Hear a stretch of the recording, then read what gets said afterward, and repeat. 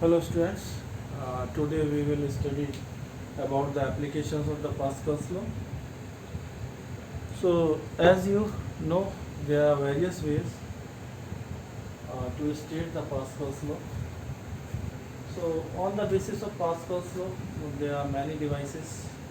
Basically the hydraulic machines which are used to lift or to hold the heavy objects in which a small force is applied.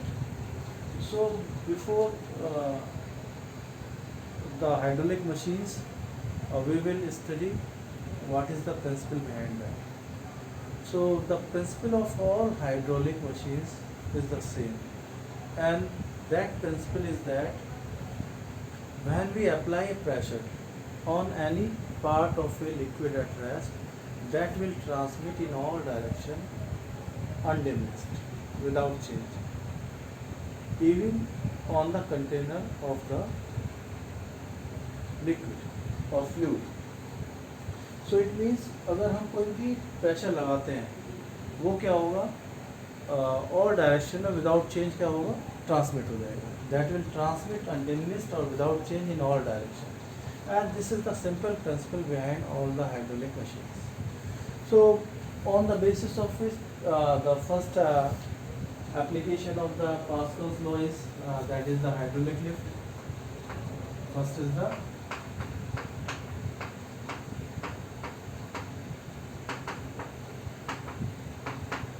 and what is hydraulic lift? Hydraulic lift is used to lift the heavy objects or to hold the heavy objects. And the principle, as I earlier told you, is that now what is the working? This is the construction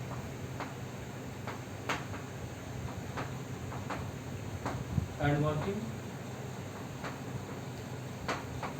So construction is that it consists of two arms in which a smaller piston of cross section area is fitted, and other is second arm which has a larger cross section area in which a piston of larger cross section area A2 is fitted, and both pipes are connected with a pipe, horizontal pipe, and in which an incompressible fluid is filled.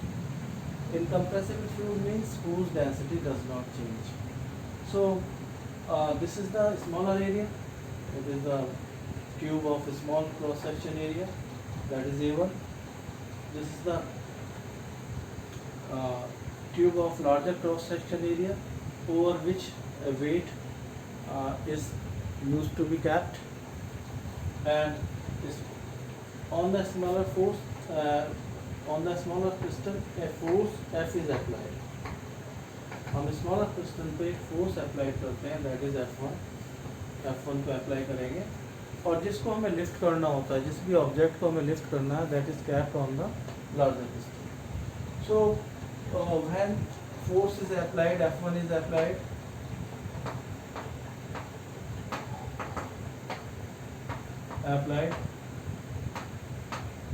then pressure inside the liquid, then pressure is equal to, that is P is equal to F1 upon A1, that is F1 upon A1. It transmit in all direction, it transmit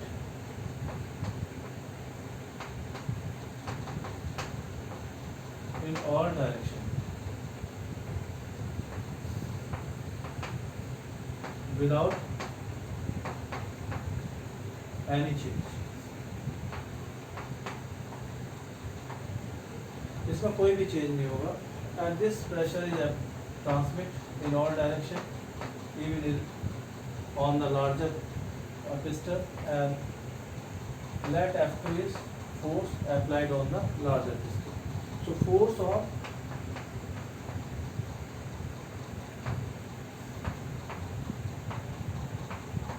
larger piston, that is F2 is equal to P into A2, and what is P is equal to F1 upon A1, and this is A2.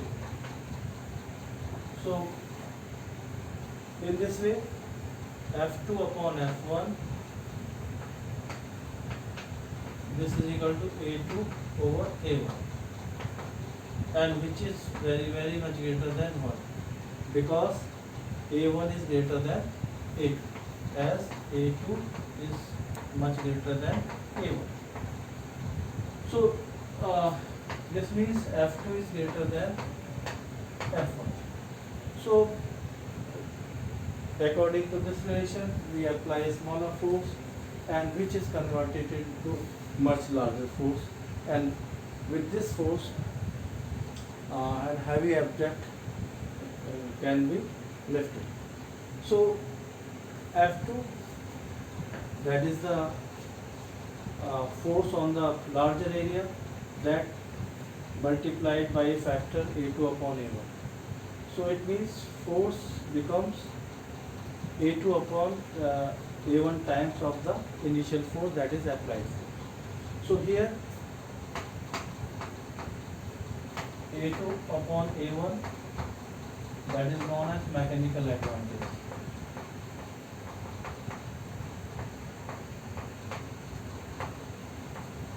Of machine. So because force becomes A2 upon A1 times. So in this way, this is the simplest way of the working of hydraulic lift. आपको समझ में आया होगा? Okay.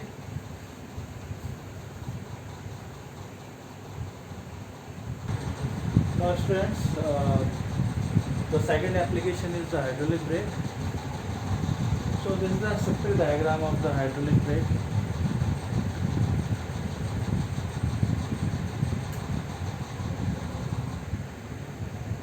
This is a simple diagram of hydraulic brake, and it is also works on the principle of Pascal. That is, its working is based on the Pascal's law, according to which the pressure exerted at any part of the fluid is transmitted in all directions without any change. So it means if we apply the pressure, that will transmit in all directions without any change. On this principle, the hydraulic brake works. So this is the simple diagram, and this is the pedal on which we apply the pressure, or driver used to apply the pressure, and it is connected to a lever system. This is the lever system, and lever system is attached to a master cylinder fitted with a piston. And in master cylinder, an incompressible fluid, that is brake oil,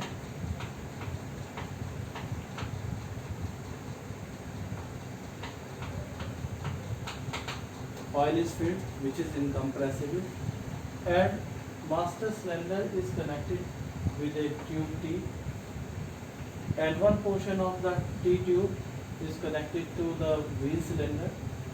This is the wheel cylinder, which has the two pistons of much larger area, that is P1 and P2.